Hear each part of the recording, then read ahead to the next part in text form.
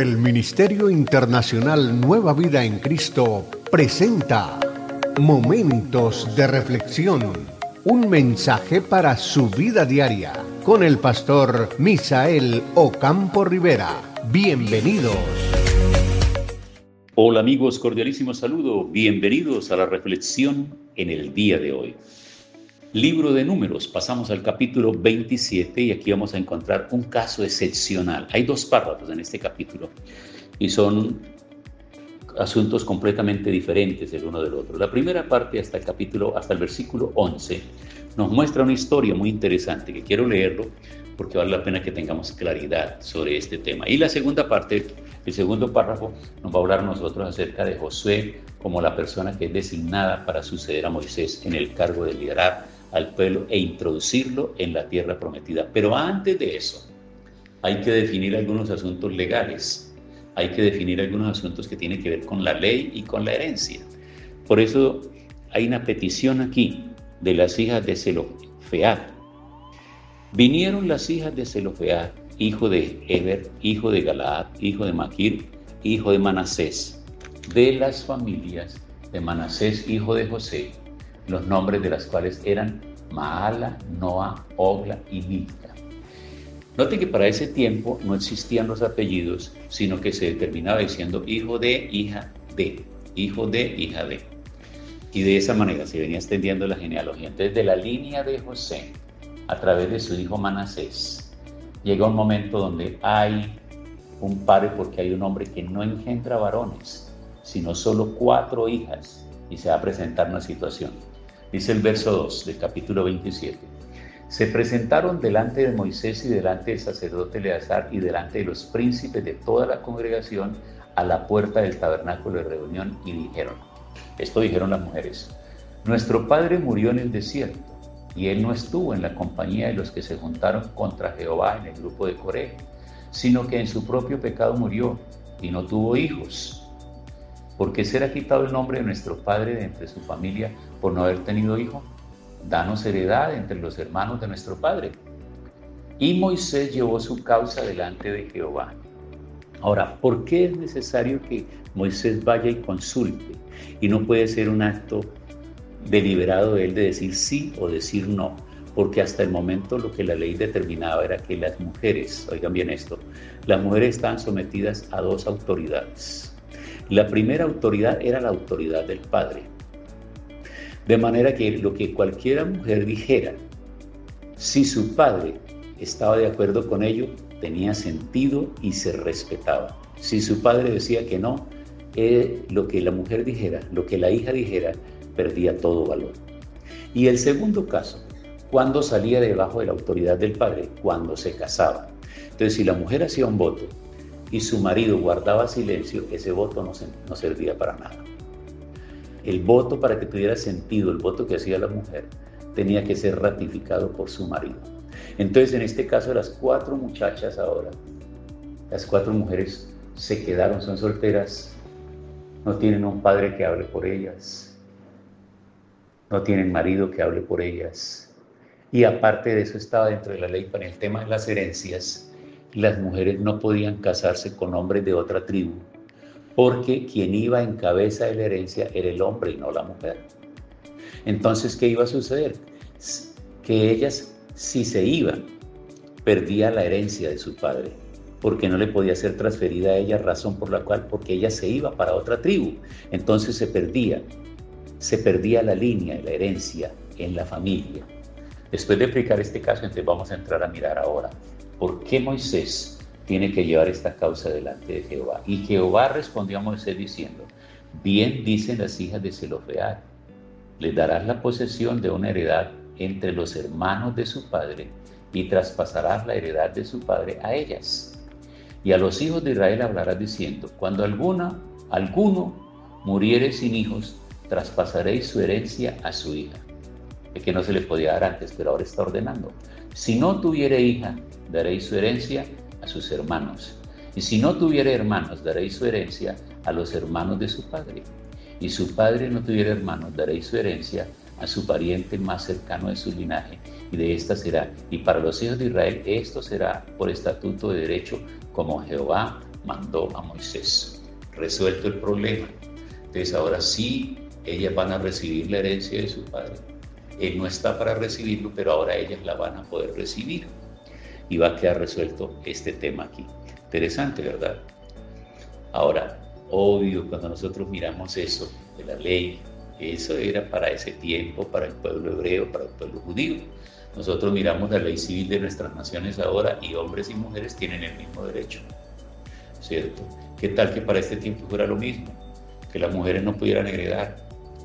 No, pero ahora independientemente, nuestro derecho, estoy hablando ahora del derecho en Colombia, derecho civil en Colombia, y estamos hablando de lo que tiene que ver con las herencias, y aquí no hay distinción de género ni de sexo, sino que cada uno de los hijos, una vez que pruebe la legitimidad de ser hijo de la persona, que ella dice que es su padre, tiene derecho a la herencia, a igual parte.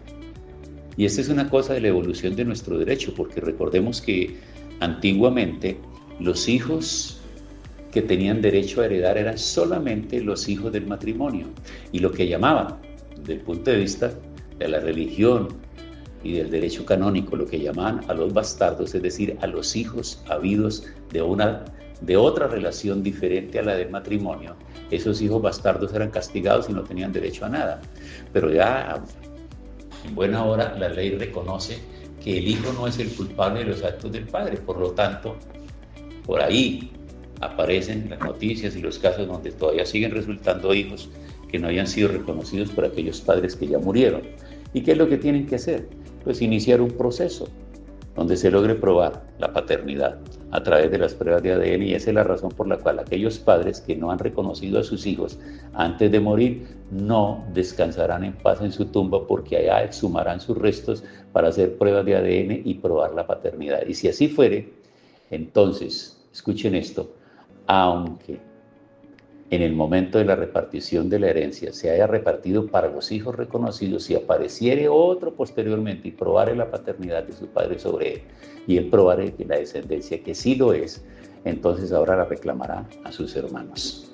Estamos hablando del derecho civil, estamos hablando del derecho nuestro ahora, pero aquí estamos hablando de lo que significa la ley del pueblo de Israel en ese momento. Bueno, ahora vamos a pasar al otro párrafo, que es completamente diferente. Dice: Jehová dijo a Moisés: sube a este monte, a Abarim, y verás la tierra que he dado a los hijos de Israel. Y después que la hayas visto, tú también serás reunido a tu pueblo, como fue reunido tu hermano Aarón.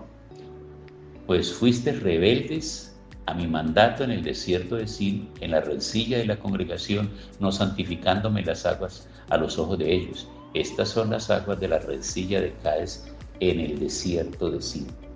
Entonces respondió Moisés a Jehová diciendo: ponga Jehová, Dios de los espíritus de toda carne, un varón sobre esta congregación, que salga delante de ellos y que entre delante de ellos, que los saque y los introduzca, para que la congregación de Jehová no sea como ovejas sin pastor. Y Jehová dijo a Moisés: toma a Josué hijo de Nun, varón en el cual hay un espíritu, y pondrás tu mano sobre él, y lo pondrás delante del sacerdote Eleazar y delante de toda la congregación, y le darás el cargo en presencia de ellos, y pondrás de tu dignidad sobre él, para que toda la congregación de los hijos de Israel le obedezca. Él se pondrá delante del sacerdote Eleazar y le consultará por el juicio de Urim delante de Jehová, por el cual, por el dicho de él saldrán, y por el dicho de él entrarán en todos los hijos de Israel con él y toda la congregación.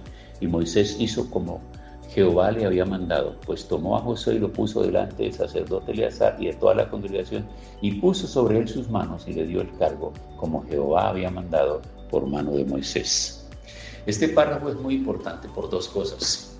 La primera, un hombre como Moisés, tan manso, que intercedió varias veces por el pueblo para que no fuera destruido, un hombre que luchó ante el faraón y tuvo que mantenerse por un determinado tiempo haciendo diferentes pruebas del poder de Dios, mostrando que sí había sido enviado realmente, finalmente no logra entrar a la tierra prometida.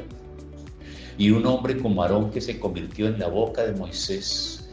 Moisés recibía la revelación de Dios y luego Aarón era el que la transmitía al pueblo en un lenguaje claro. Y estaban haciendo un equipo tremendo a lo largo de todo el camino del desierto. Pero hay unas cosas muy tremendas que tenemos que recordar, reconocer. Recordemos que Aarón, en calidad de sacerdote, cuando su hermano Moisés sube al monte por 40 días para recibir la ley de Dios, Aarón no tiene suficiente liderazgo y la convicción absoluta para frenar al pueblo, sino que él con sus propias manos elabora el becerro de oro. Él mismo le pide oro al pueblo y les elabora el becerro para que ellos se entreguen a la idolatría, se entreguen a esos actos profanos. Esa está guardadita y esa no le va a permitir entrar a Aarón a la tierra prometida. Pero ahora Moisés va a cometer un error muy grande. Y es que la primera vez cuando llegan a un lugar donde no hay aguas, el pueblo está murmurando y Moisés desesperado le ora a Dios y Dios le dice que golpee la peña y Moisés cargaba una vara. Así que levanta la vara y golpea la peña y la peña inmediatamente suelta agua abundante para el pueblo. Pero viene otro episodio en un lugar completamente diferente, pero la actitud del pueblo es similar, volver a murmurar y a reclamar y a exigir y a culpar a Moisés. Así que el Señor le da una orden específica y le pide ahora que le hable a la roca. No que la golpee, sino que le hable. Pero Moisés está ofuscado porque este pueblo es desesperante. Este es un pueblo que todo el tiempo lo está culpando, nunca agradece lo bueno, sino siempre está maximizando las situaciones duras y difíciles. Así que en ese momento hay una confusión mental en Moisés, que en lugar de hablarle a la roca, que era lo que Dios esperaba para que el pueblo pudiera entender que Dios actúa de muchas maneras y de muchas formas, que Dios no es un Dios de una sola forma. Entonces le dice a Moisés que debe hablarle a la roca, no golpearla, sino hablarle. Pero Moisés, en ese momento de ofuscación, en lugar de hablarle a la roca y darle la orden que produzca agua para calmar la sed del pueblo rebelde, por el contrario, levanta la vara y se vuelve un rebelde más. Porque levanta la vara y golpea la roca. Y cuando él golpea la roca, es un acto de rebeldía porque no obedece la orden específica de hablarle a la roca. Ahora, ¿qué hace Dios en ese momento en favor de un pueblo sediento y necesitado? Pues Él va a permitir que la roca produzca agua. Pero esto le va a causar a Moisés que no pueda entrar en la tierra prometida. Entonces, por eso este párrafo final del capítulo 27 lo que muestra es cómo hay una transición y cómo Dios le ordena que le entregue ahora el mando y que ponga a Josué delante del pueblo y lo unja, ponga sus manos sobre él y traspase esa autoridad y lo presente para que el pueblo entienda que en lo sucesivo tendrán un nuevo líder. Tiempo para orar. Señor, gracias en el día de hoy. Todas estas lecciones de vida nos advierten a nosotros de ser juiciosos, cuidadosos, en ser obedientes a la palabra y a aquello que tú nos dices que debemos hacer. Gracias en el nombre de Jesús. Amén. Hemos disfrutado de un gran momento de reflexión con el pastor Misael Ocampo Rivera. Un mensaje lleno de amor, esperanza y felicidad para tu vida. Los invitamos a compartir este mensaje con sus amistades y en sus redes sociales. Búsquenos en YouTube y Facebook como Ministerio Internacional Nueva Vida en Cristo y en Instagram como @MIinternacional Nueva Vida. Momentos de reflexión.